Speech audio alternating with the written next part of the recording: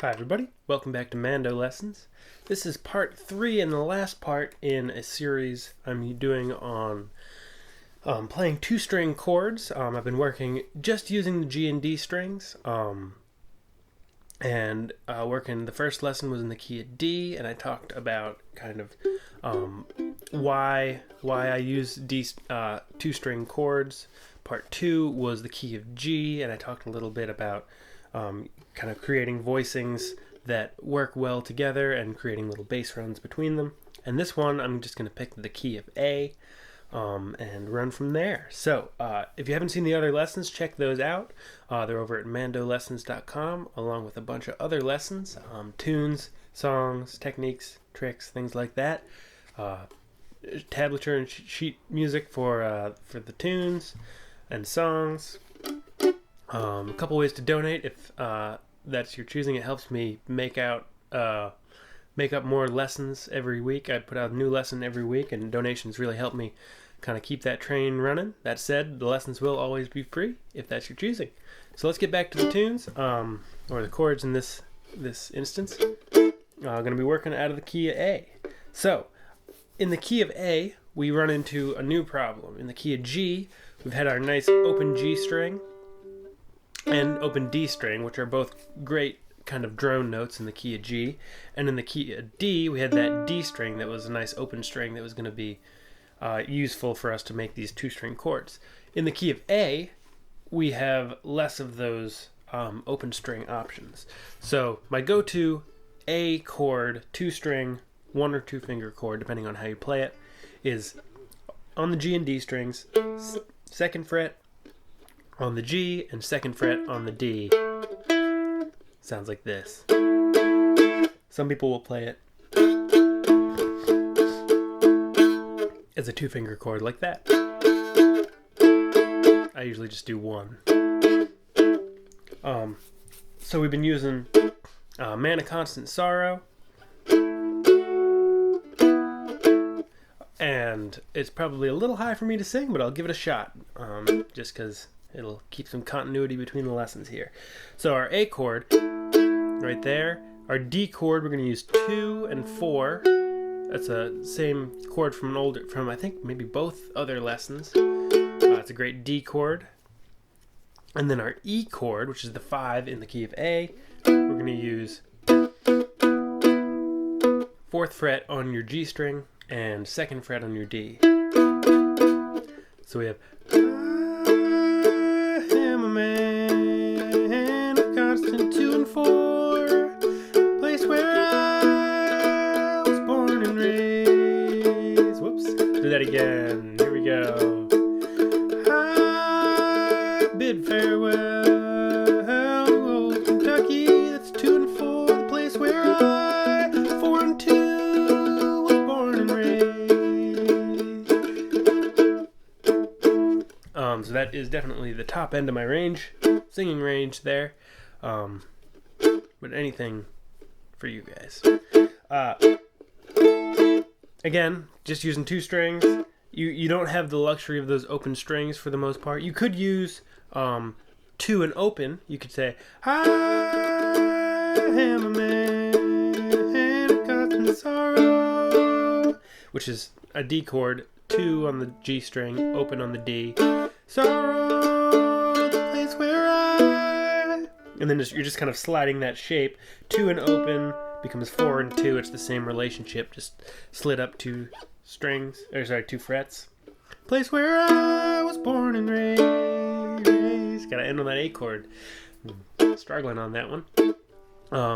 One of my favorite 5 chords that I don't see a whole lot of other folks use is the full chord, just to escape 2-string chords for just a second. The whole chord is 1 on the G string, it's a G sharp, 2 on the D string is an E, 2 on the A string is a B, and then open E string, and it sounds like this. 1, 2, 2, open. A nice big chunky E chord. But that is outside the confines of our 2-string restriction, so we're just going to play 1 and 2. It's an E. It's related to this G chord, 4 and 5. It's a G, and if you just slide this down one fret at a time, you get G, F sharp, F, E.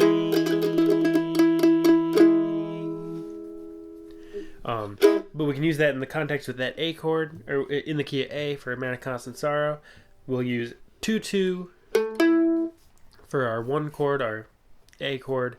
Let's use 2 and open as our D chord, and 1 and 2 as our E chord. Excuse me. So, starting off, we have I am a man of constant sorrow. I seen trouble all my days. Again, 2 and 2. I bid farewell. Going to 2 and open to old Kentucky.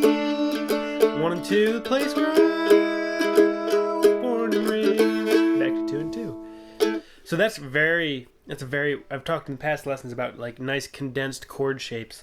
That's 3 chords.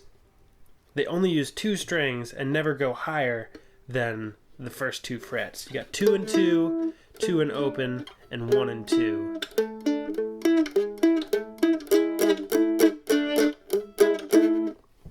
So you're using, let's see, 1, 2, 3, 4. There's 6 notes available to us, and we're really only using 4 of them, I think.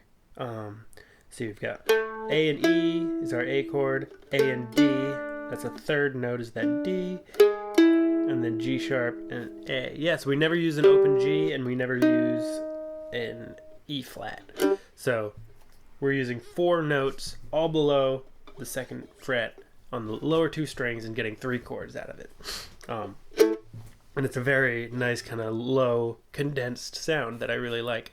And I think really focusing, like I said in the past lessons, focusing on the sound of the chords you're making can be really helpful, more than more than having a shape that you know you can play anywhere on the fretboard. To be able to put chords together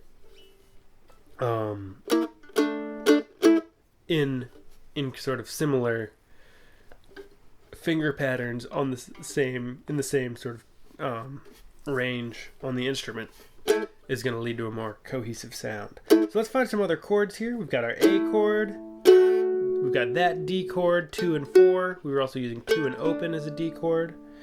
So here's something I like to do. We're using this. This kind of breaks my rule from earlier. Does it? Yes, it does. In the last lesson, talking about the key of G, I was talking about this 4 and open, and how I don't often use that for my G chord because it doesn't have a G in it. It's a B and a D. I'm breaking that rule here. I love this A chord, which is 6 and 2.